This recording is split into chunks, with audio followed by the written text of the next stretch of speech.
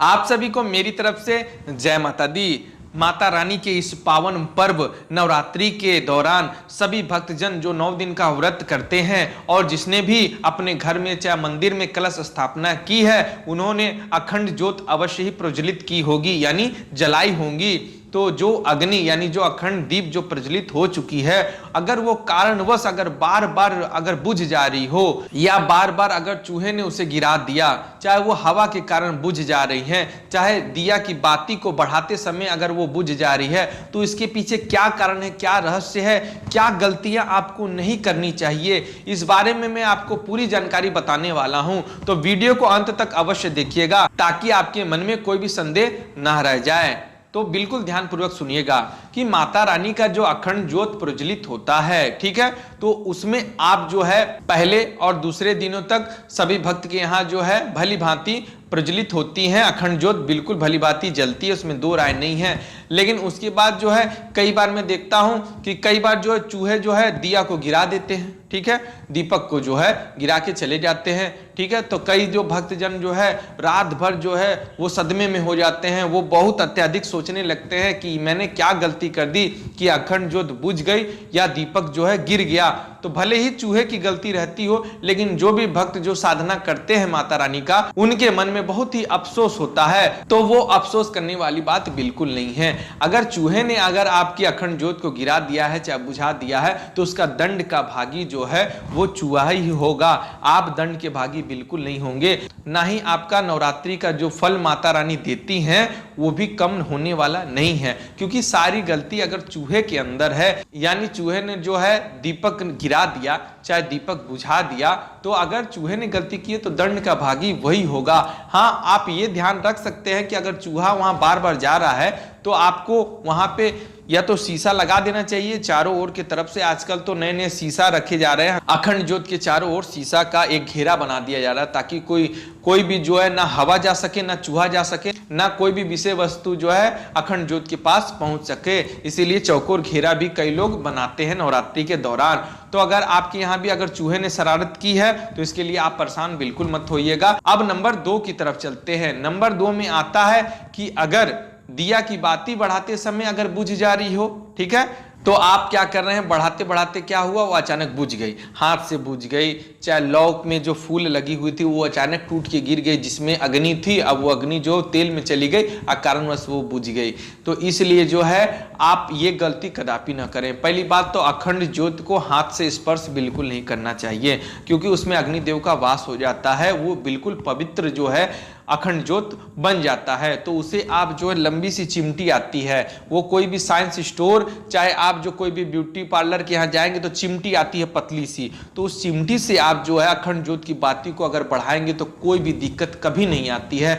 मैं हर नवरात्रि को वही कार्य करता हूँ, इससे कभी भी जो है दीपक बाती बढ़ाते समय कभी भी बुझती नहीं है। और उसके बावजूद अगर आपको संदेह हो तो आप क्या कर सकते हैं, उस बाती से एक बाती जलाकर उसकी पोंछ के द्वारा आप जला के किनारे रख सकते हैं, जिससे अगर कारणवश अगर अखंड ज्योत बुझ भी जाती है तो भी फिर वही बाती जो जल रही हो उसी बाती से फिर आप अखंड ज्योत प्रज्वलित कर सकते हैं। इसमें घबराने वाली बात बिल्कुल नहीं है। हाँ, अगर आप 1-2 बार अगर आप बढ़ाते समय गलती हो गई है और आपका मन निराश हो गया तो निराश बिल्कुल नहीं होइएगा, अपनी गलती को सुधार करिएगा कि मैंने जो गलती की है वो गलती दोबारा ना हो। अगर ये वीडियो आप तक पहुंच गई है, आपने जान लिया है कि अगर दिया की बाती को किस प्रकार बढ़ाना चाहिए, जिस प्रकार मैंने चिमटी का प्रयोग बताया है, पतली वाली जो आती है लंबी सी 5 रुपए की मिलती है और बड़ी रहेगी तो 10 रुपए का मिलेगी, आप उससे जो है अखंड ज्योत की बाती बढ़ाने का प्रयास करिएगा, जिससे आपके अखंड ज्योत पर कोई प्रभाव नहीं पड़ेगा।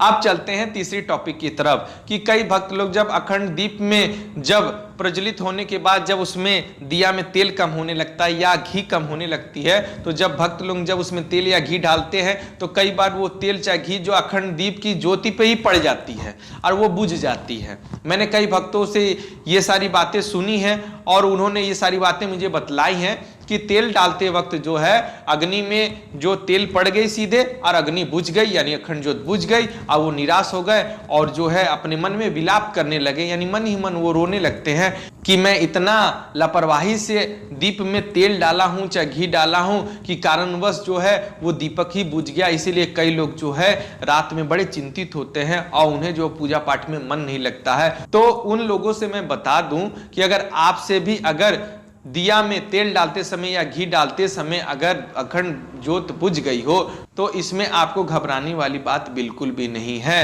हाँ, ये बात है कि आपने गलती की है, आपसे गलती हुई है, ये बात आप स्वीकार करिए, माता रानी के आगे आके क्षमा मांगिए कि माता रानी मुझसे गलती हुई है, मैं दंड का भागी हूं और आपको जो जान पड़े वो करे, लेकिन आप जो है मेरे घर मंडप से दूर ना जाए, मेरी इस अज्ञानवश हुई भूल को आप क्षमा करें और मेरे घर में आप अपना आशीर्वाद बनाए रखें और नवरात्रि के हवन तक आप कदापि हमारे घर को छोड़ के ना जाए। हे माता रानी, जो गलती मुझसे आज हो गई है मैं ये वचन देता हूं कि ये गलती दोबारा मुझसे ना होगी, लेकिन आप मेरे घर मंडप को छोड़ के कभी मत जाइएगा। ऐसी अगर आप प्रार्थना कर लेते हैं माता रानी से तो आपको कोई भी शंका वाली बात नहीं है, आपको किसी प्रकार का कोई भी कष्ट नहीं होने वाला है। माता रानी बहुत ही दयालु होती है क्योंकि वो माँ है, वो जगत जननी है, वो केवल अपने भक्त से नहीं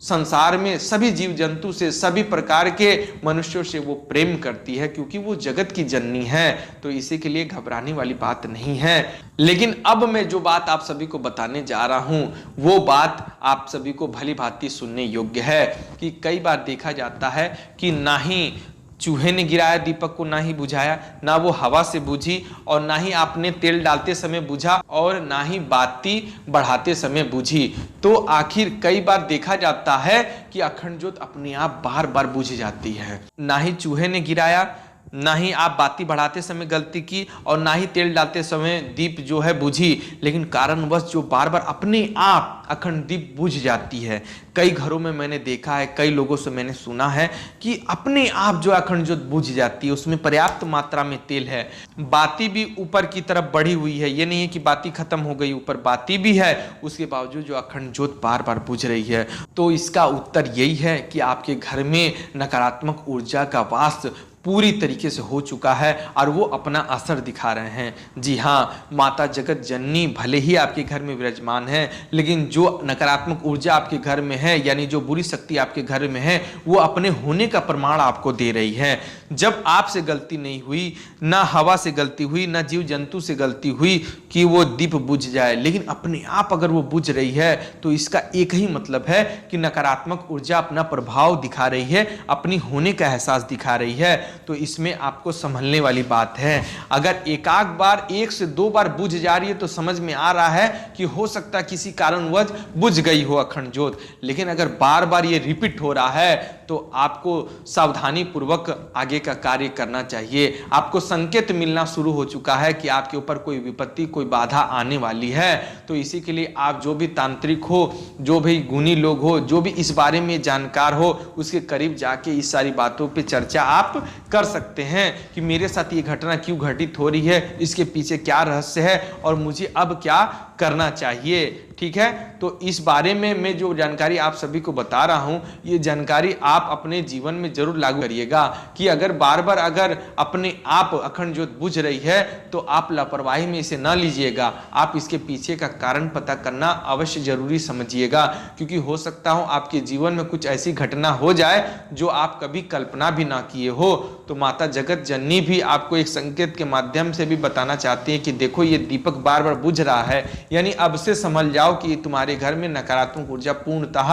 हावी हो चुकी है। भले ही माता जगत जननी आपके यहाँ विराजमान है, लेकिन जो बुरी शक्ति है जो कई सालों से आपको बर्बाद करने में लगी हुई है, तो उसका भी कोई उद्देश्य होता है। तो आपको पूजा पाठ में खंडित नहीं करेगी, वो अग्नि से खिलवाड़ करेगी, क्योंकि माता जगत जननी को देख के उनको जो है ना, एक तरह का नहीं होता है दुश्मनी वाला फीलिंग होने लगती है, यानी जो एक दुश्मन वाला भाव उत्पन्न होने लगता है कि मेरे रहते हुए एक देवी की पूजा घर में हो रही है, उन लोग से देखा नहीं जाता है। भूत प्रेत के लिए भूत प्रेत लोग जो है देवी देवता का पूजन होते नहीं देख सकते हैं, वो लोग चाहते हैं मेरी पूजा आराधना हो। यानी जो भूत लोग होते हैं वो सोचते हैं मेरे घर के लोग जो भी हैं, जिस घर में भी रहते हैं, वो चाहते हैं मेरी पूजा करें, इन देवी देवता की पूजा ना करें। तो इसी के लिए आपके घर में अगर ये सारी चीज़ें घटित हो रही हैं तो आप किसी भी तांत्रिक के पास जाके, चाहे जो भी इस बारे में जो जानकार व्यक्ति होंगे, चाहे जो भी आदि शक्ति का जो दरबार होगा, जहां तंत्र मंत्र की विद्या की ज्ञान दी जाती हो, चाहे ठीक होते हो वहां लोग,